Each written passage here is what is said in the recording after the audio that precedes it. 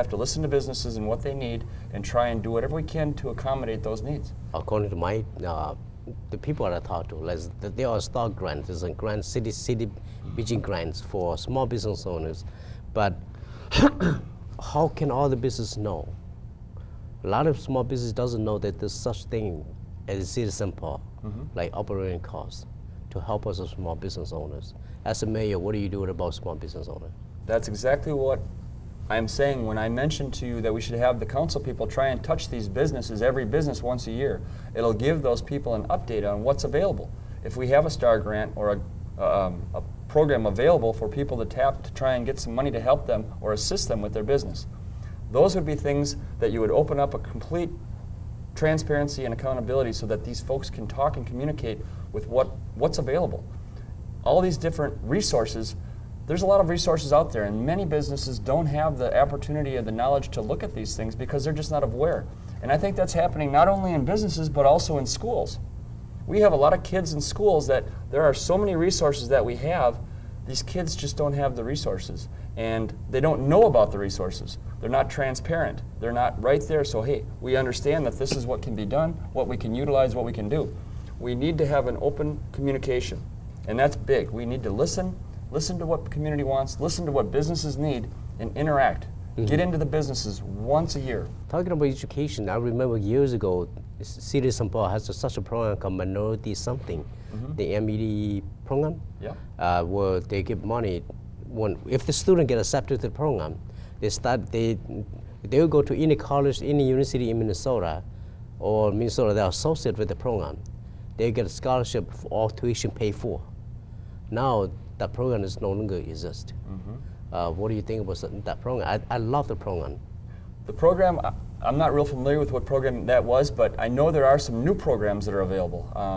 I was at a meeting over at the Rondo Community Library about 2 weeks ago, and they have a new program available. Raina Moran, who does a wonderful job over there, was talking about a program that just became available where people, I think, are able to get up to $5,000.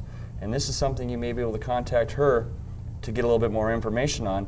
But Raina Moran was there, and also Melvin Carter. They were both there, and they're aware of the program.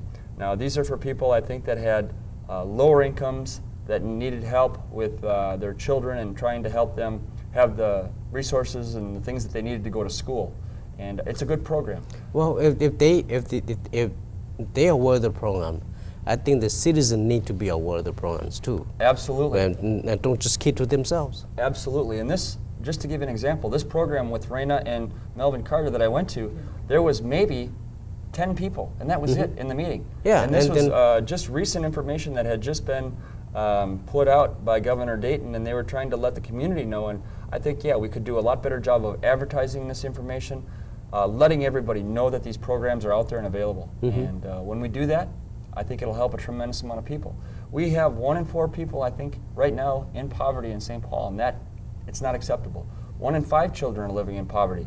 We need to help one another. We need to listen to one another. We need to respect one another and love one another.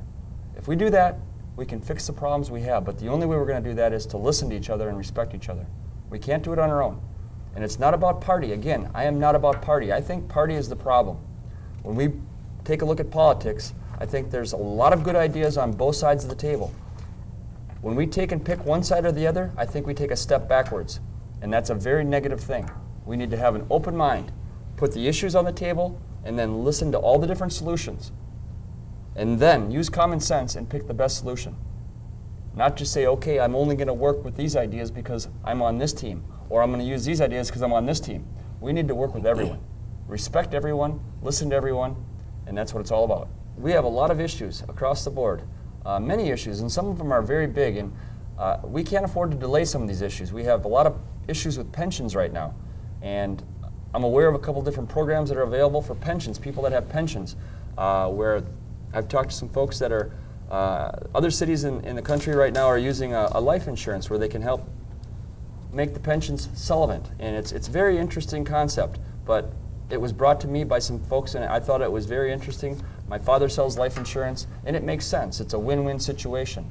Now the person that I know that's kind of trying to get this program in effect here in St. Paul and in the St. Paul area approached the city of St. Paul and they wouldn't even allow him to come in and have coffee and sit down and listen to it.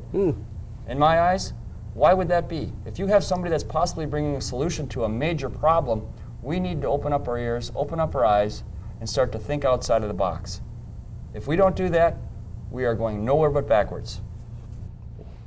It's going to be very, very difficult one. Yeah, very. Well, Tim, thank you so much. Thank you for the night and for coming out to Hmong Thank you TV. for coming, and I want to say something. I've had more of a welcoming, just open arms from the Hmong community, the Asian community, than I've had from virtually any community in St. Paul so far. A couple gentlemen, I want to say thank you, and I really appreciate Kevin Vang, Sa Vang, Bua. They've been wonderful, very accommodating, and very helpful. And I want to do everything I can to help your community. I want to help every community, the black community, the Indian community, Asian community, everyone. We all need to have a voice. We need to live together, work together, respect one another, and give each other the common courtesy that we need.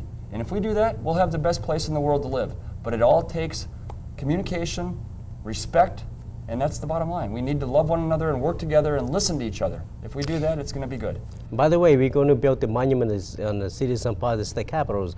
Once you get, if you get elected, I want your support. When we get elected, we will get the monument built. We will do that. Thank you. Thank you so much. Have a good Thank day. you. Thank you.